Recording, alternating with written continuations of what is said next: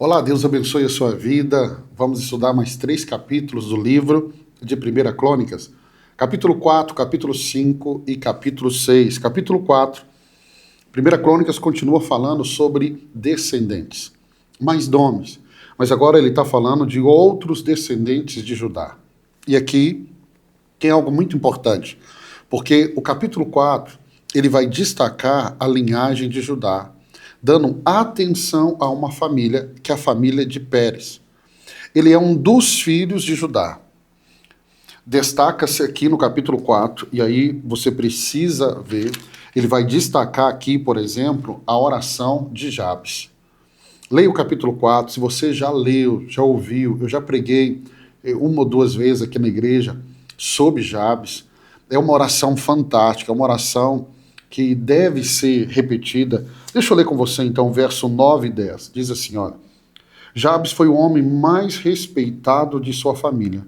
Sua mãe lhe deu o nome de Jabes, dizendo, com muitas dores o dei à luz. Jabes orou ao Deus de Israel: abençoa-me e aumenta as minhas terras, que a tua mão seja comigo, guardando-me de males e livrando-me de dores. E Deus atendeu ao seu pedido. Então, nessa lista de nomes, a Bíblia dá uma pausa para falar da oração de um homem. A Bíblia não deu uma pausa para falar da conquista. Não, não, não.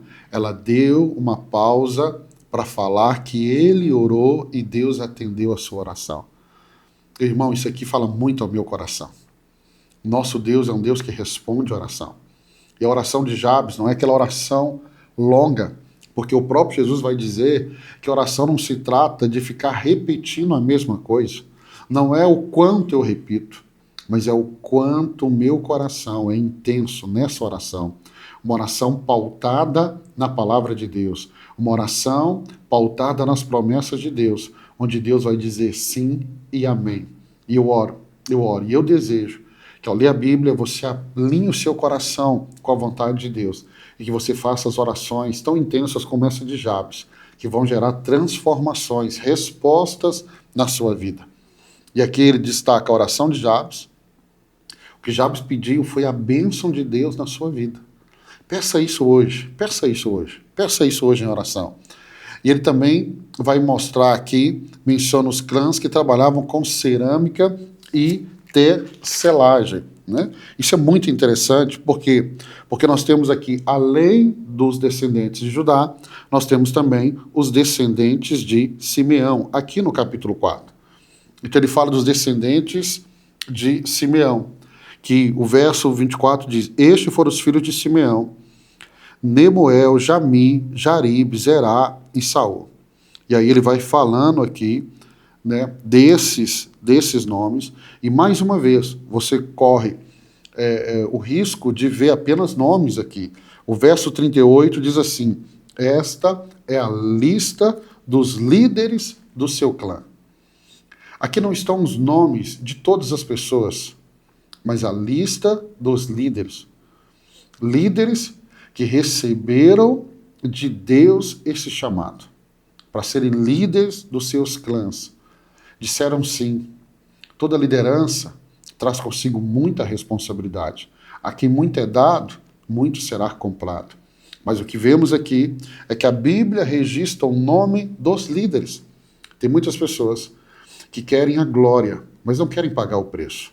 Querem ter o seu nome registrado, mas não querem fazer mais do que a multidão está fazendo.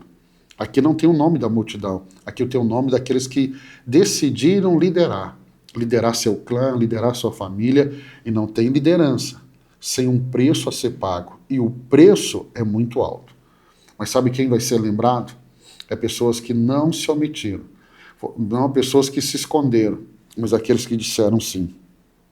E a Bíblia vai dizer, continuar no verso 38, suas famílias cresceram muito, e por isso foram os arredores de Gedó, ao leste do vale, em busca de pastagem para os seus rebanhos. As suas famílias cresceram muito. Então a Bíblia fala da lista dos líderes do clã e diz que houve crescimento. Por quê? Sem liderança não há crescimento. Aprenda a liderar primeiro a sua vida, lidere a sua casa, lidere tudo aquilo que Deus tem colocado na sua mão e você verá o resultado, que é crescimento. Vamos para o capítulo 5. Capítulo 5, ele vai nos falar sobre os descendentes de Rúben. E ele vai falar também sobre os descendentes da metade da tribo de Manassés.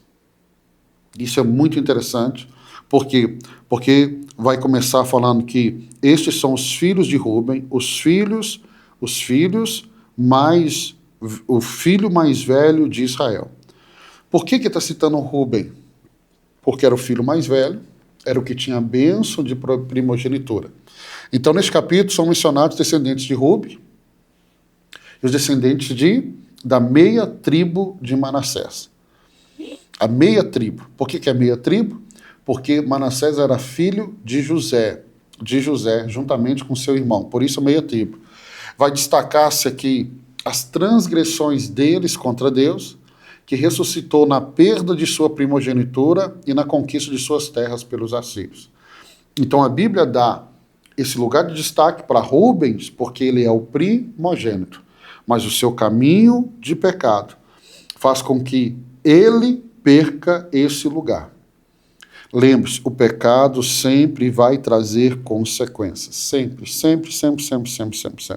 Sempre.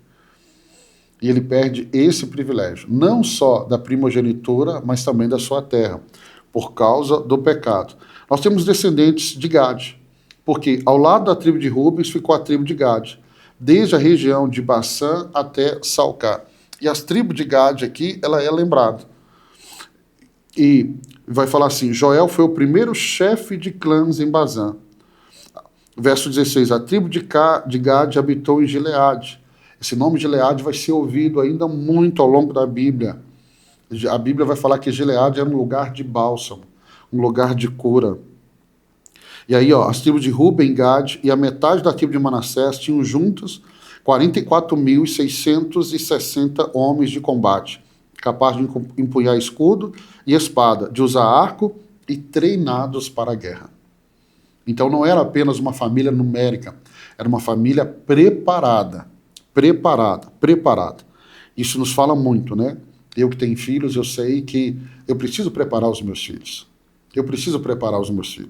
Então, quando eu vejo aqui, a gente lendo aqui a genealogia, eu penso muito nisso. O que eu vou deixar para a minha próxima geração, para os meus filhos. E o mais importante não é uma herança em dinheiro que você deixa, mas um nome que os seus filhos venham se orgulhar, que os seus filhos venham confiar. Isso é o mais importante. O que eu aprendo aqui? Que a vitória dos filhos de Rubens, de Gade e Manassés, ela é um testemunho do poder de Deus. Essa tribo numérica, com números grandes, preparadas para a guerra, e mostra também que as vitórias deles eram resultado da sua confiança em Deus e de suas orações, né? Então, nós podemos aprender com essas três tribos, ou essas 2 tribos e meio, podemos dizer assim. Vamos para o capítulo 6. Capítulo 6, os descendentes de Levi. Aqui é muito importante, por quê? Porque o capítulo 6 fala dos descendentes dos levitas, aqueles que nós vimos lá no início, no Pentateuco, no livro de Levítico, que fala muito sobre a função deles, que era ajudar os sacerdotes, a família de Arão, no exercício do trabalho ali, no tabernáculo, no trabalho que envolvia as ofertas. Então, a tribo de Levi, ela vai assumir essa função tão importante. Então, fala daqueles que eram responsáveis pelos serviços do tabernáculo, e depois do tabernáculo, com Salomão, na construção do templo, os levitas, os da tribo de Levi, ficaram responsáveis pelo templo. Vai mencionar os descendentes de Arão, né, o sumo sacerdote, e vai destacar a distribuição da cidade dos levitas. Aqui no capítulo 6. Aí você fala, pastor, mas por que isso é importante? Por quê? Porque você vai lembrar que os levitas não tiveram uma terra separada para eles. As outras tribos tiveram, os levitas não. Deus disse que o Senhor seria a porção deles. E Deus fala que as demais tribos deveriam cuidar deles, como eles estavam cuidando da parte espiritual de todas as tribos. Aí o verso 31 fala dos músicos do templo, essa questão da música, que introduz isso, é Davi introduz isso, Salomão traz uma organização muito grande, isso continua, então ele fala aqui dos músicos, e ele fala da cidade, terminando da cidade dos levitas. Cidade essa dada pelos seus irmãos, onde eles moravam. Para a gente terminar, o que eu posso dizer aqui, que a distribuição da cidade dos levitas nos lembra da importância do serviço e adoração a Deus.